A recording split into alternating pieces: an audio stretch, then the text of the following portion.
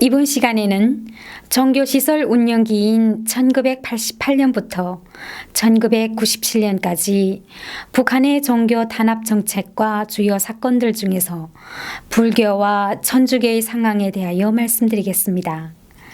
이 시기 불교계에서는 1988년 5월에 묘양산 보현사에서 부처님 오신 날 봉축 행사를 거행하는 역사적 사건이 있었고 1989년 1월 15일에는 불교의 성도절 기념법회를 전국 사찰에서 갖게 되었습니다. 특히 1990년대 후반 이후 한국 불교계의 도움으로 북한 지역 사찰 복원과 사찰 단청 사업이 계속되었습니다. 천도교 역시 1989년 조선 천도교 중앙위원회가 천도교리 되어 천도교 역사, 천도교 청우당론 등의 내용을 담고 있는 의전 해설을 간행하였습니다. 1988년을 기점으로 북한 당국이 추진한 이러한 정책의 변화는 1988년에 남한에서 열리는 서울올림픽과 관련이 있었습니다.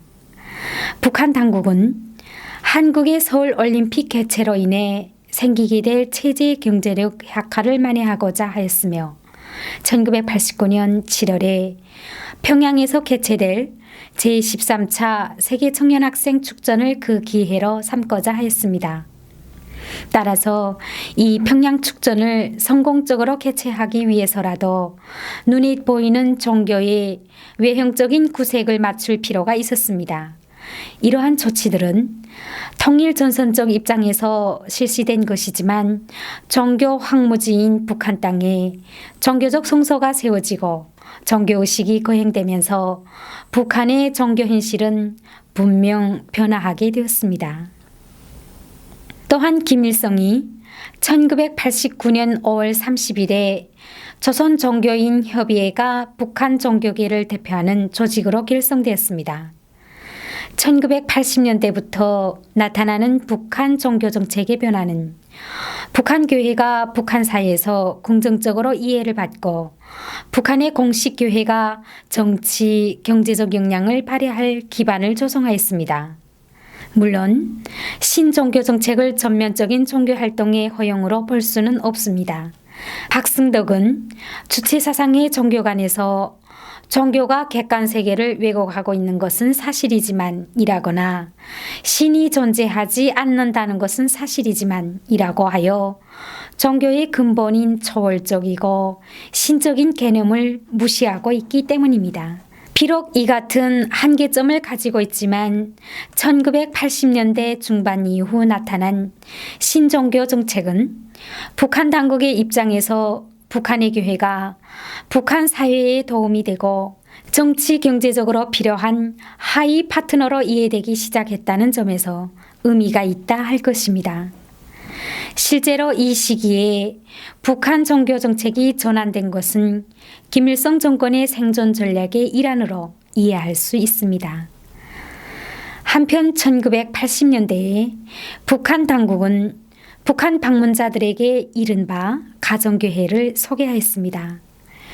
당시 방문자들은 북한 당국이 소개하는 것만 볼 수 있었는데 방문자들은 소개받은 것을 외부 세계에 알렸습니다. 가정교회가 북한 당국이나 북한 방문 자료에 소개된 것보다 훨씬 제한된 종교의 활동일 수밖에 없는 이유는 두 가지로 요약할 수 있습니다. 첫째는 북한 주민들이 보고 듣는 북한의 언론에는 가정교회에 대해 언급하지 않습니다. 이는 가정교회가 북한 사회의 범주 밖에서 활용되는 대외선전용이라는 것을 의미합니다. 둘째는 북한의 현행 형법상 종교단체에서 행정적 행위를 하거나 종교단체의 기부를 강요하는 행위 등 종교적 업무를 주관하는 것을 실정법 위반으로 규정하고 있다는 점입니다. 이를 보면 북한 당국의 종교 정책의 기본 정신은 변하지 않았다는 것을 알 수 있습니다. 특히 북한의 당중앙위원회 비서국은 김정일 명의 비밀 지시문에서 종교, 미신 행위자들을 엄중히 처벌할 것을 지시하였으며 평양에 건설한 일부 정교 건물과 신학교육은 외국인들과의 외교 및 대외 활동 기관으로서 조선노동당의 사상활동과는 무관하다는 내용을 교육할 것을 명확히 하였습니다. 그럼에도 북한 주민들에게도 하루빨리 종교의 자유가 찾아왔으면 좋겠습니다. 지금까지 자유북한 방송의 이호주였습니다. 감사합니다.